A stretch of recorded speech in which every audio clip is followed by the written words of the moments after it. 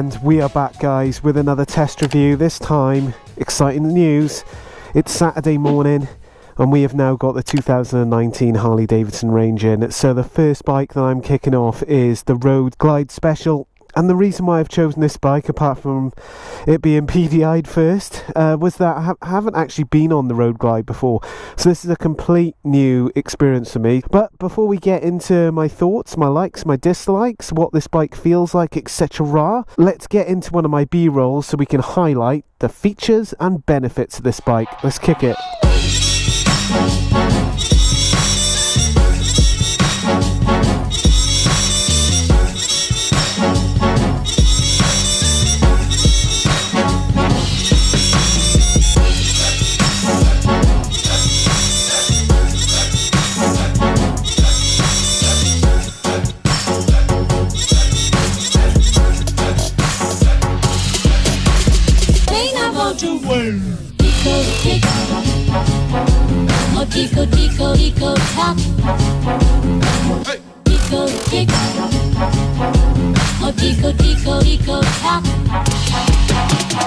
2019, the touring range has been massively updated. The big news is that they've brought out the special editions, which is the Road Glide and Street Glide, and the big feature that they've pumped it up on is that 114 engine.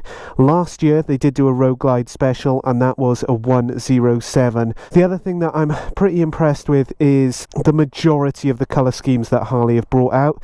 For me, this Wicked Red, and I've labelled it the Deadpool colour, is super sweet. And I must admit, I did see this bike yesterday, and in the flesh, guys, I don't know what it's like coming across on camera, but it's such a good looking colour. It really stands out, especially with that gloss black finish. It just pops. The other feature that they have brought into play for 2019 is that new infotainment system. I must say, I've had a quick fiddle with it, and guys, it is a complete beauty. It's faster, it's easier to use, just the whole package around it is far superior compared to last year's, and we'll go through that today. As of all my reviews, we're now going to do the sound test for the Road Glide Special. Just to highlight, this is stock, it hasn't had any mufflers on it, so without further ado, let's get into the sound.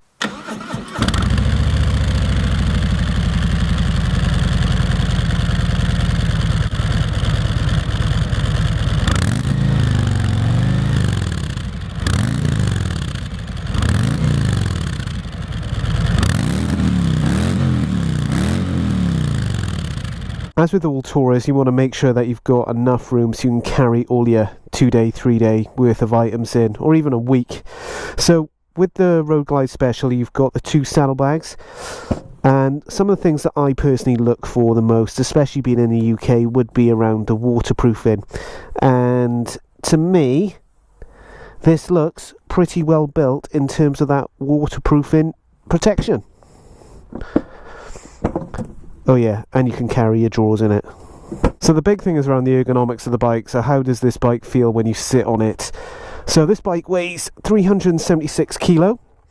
Just to give you some stats on me, guys, I'm 5'9", 73 kilos, and in terms of my riding position at the moment, or I should say my feet in position, my feet are firmly placed on the ground. I've still got, you know, in terms of seat height wise, it's really low for me, so anyone who's even a little bit shorter than me, so 5'8", 5'7", you know, you're still going to be okay on this bike. The other side of it as well is that I know Steve, who's the dealership principal here, he's a big dude, so I think he's 6'2", and this is the bike that he goes for over the Street Glide because he finds this bike more comfortable. So for taller riders, it's good as well, apparently. In terms of the cockpit, when you turn it on, you'll see then the Harley Davidson sign should flash up in front of me on the infotainment system. And in terms of the controls then, you can see that in front you've got the fuel gauge on the left hand side, and on the right hand side you've got the volt of the battery. Coming down below then you've got the main dial, so you've got speed and then RPM. Then moving to the left hand side of the controls, you've got the cycle button here. So then as you move round to the front then, you've got miles, which at the moment it's only done 50, trip A, trip B, and then the remainder miles left, which is 207. So again, with the Harleys, what I do like is the simplicity of the hand controls. On the left you've got the horn, that is really loud, And then you've got obviously the main beam and normal headlights. You've got the self-cancelling indicator on the left.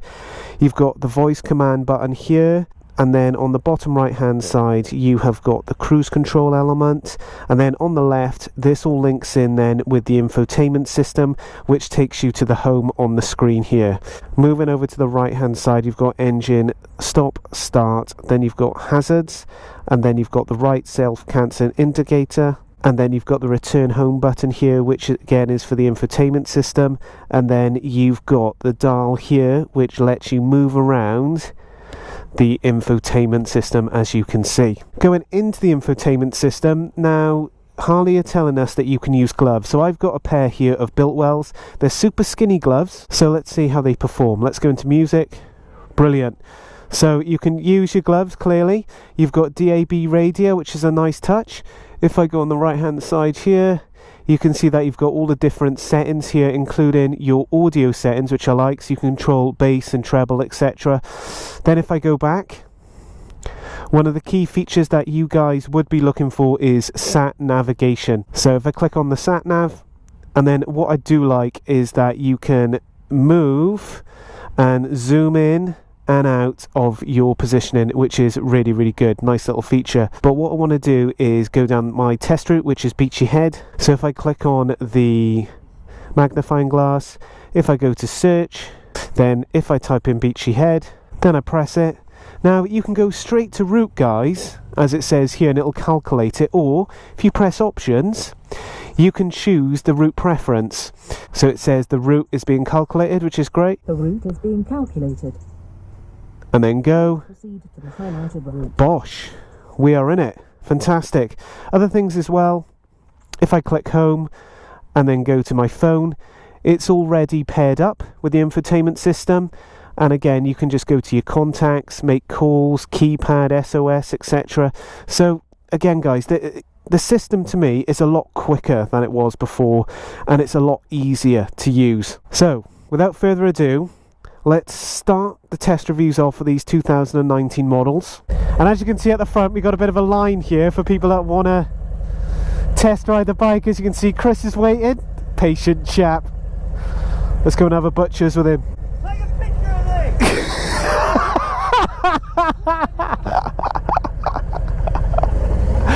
At least you wiped it this morning, that's the main thing. So the plan, guys, what we're going to do is go down to Beachy Head. It's a real nice scenic route that we can use. We're going to look at power, manoeuvrability, all the good stuff that you guys want to hear about, so you can get into your dealerships and see what these bikes are all about. But without further ado, let's kick it. First thing I've got to say, guys, is that this bike is so comfy. One of the things I love about the Taurus is that they're fitted with these hydraulic clutches, so everything is just so easy and to use. Clearly in front of you you've got a fixed fairing, so that's going to feel very different to something like a Street Glide where the fairing moves with the handlebars. So I'm interested to see how I feel with that, actually. But in terms of the ergonomics, my riding style, everything is just so comfy. The footboards are really supportive. In terms of how they're positioned, my feet are just kind of forward in front of my knees, so there's no strains on my muscles. It's just a real comfortable bike to ride. So first test is the roundabout. Let's see how this thing feels. So in terms of lean angle, that's absolutely fantastic. I can really bend it around this roundabout. We're actually going to do a 360, guys, so I'll get a real good sense of what this bike is like. But the weight, to me now, it's moved from 376 kilo to just feeling completely super light, like a sporty. And then it's just open it up and let's feel that 114 kick in. Let's go for it. Open it. To me, in terms of that power, it feels like it's got enough. I've got to bear in mind that this thing weighs 376 kilos, so that is a lot of weight. But compared to last year, I always felt that the 107 for these motors needed to be stepped up to the 114, and I'm glad that Harley have done it. One of the things that I haven't spoken about is the riding style, how this bike feels. To me, it's super comfortable. The seat just feels like I'm sitting on the cloud. The handlebars, although they're lower than my shoulder, I think for this bike, if I want to move it about, it's much better having the bars down here. And what I can't get over is just how elegant this thing is round the roundabouts. It's almost like watching a blue whale be a ballerina. It shouldn't work, but somehow it does. Now we're moving into that 60 miles an hour zone. So from a touring perspective, I want to see if there's any vibrations coming through the handlebars, which can bring on fatigue on long rides. I think about Steve, just flown over to the US to Gary, and he was on a road glide, 2018 model, it was the special. They did 2,300 miles in 4 days. Amazing. And he said to me this was the most comfortable bike that he'd been on. And yeah, all I can say is absolutely no vibrations. It's just such a comfy machine. And one of the things that I'm really surprised with is the price. We know that Harley Davidson is an expensive brand, and to be honest with you, I could pick out certain bikes that I would go, that's a bit too pricey. But this, for the money, it's absolutely spot on, I think, in Harley world. One of the other features that I really like on this bike, on the infotainment system, is that I don't want to necessarily just be looking at my sat nav all the time and seeing where I'm going. What I want to see is actually more information about what's going on with this bike.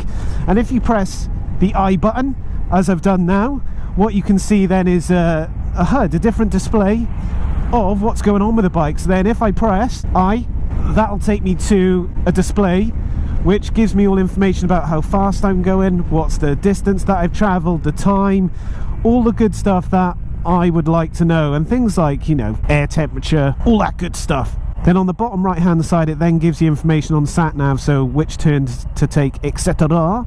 Then if I press what looks like a carburetor, then it's got the engine info, so it's telling me that the oil's okay and the distance since service, all that good stuff. It's only done 57 miles. Then on the right hand side, you've got another aspect, and then it's got your trip summary, so average speed, average miles per gallon, which is 37.21 at the moment, fuel used, very nice, and how many stops that you've done.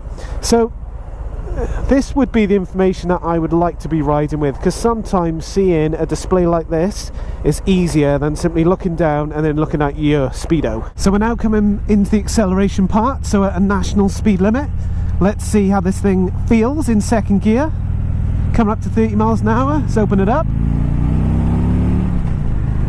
God, it feels good.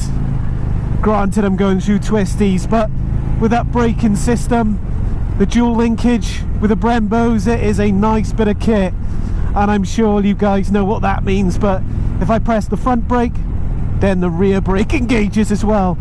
Oh, that was a bit of a bump. But this is what I look for in Harleys, especially the bigger range of the Touring. Can I throw it about? Does it still have a good element of maneuverability? Because you've got to think about, you're going to take a pillion on the back as well. So all these factors are really important for you to do. And the best thing about taking this test route is that it is designed for tourers like this. I mean, it just opens up into this countryside and boom, you see a Bentley. Let's overtake you. Perfect. Right, check. Let's go. Oh, it just glides through it.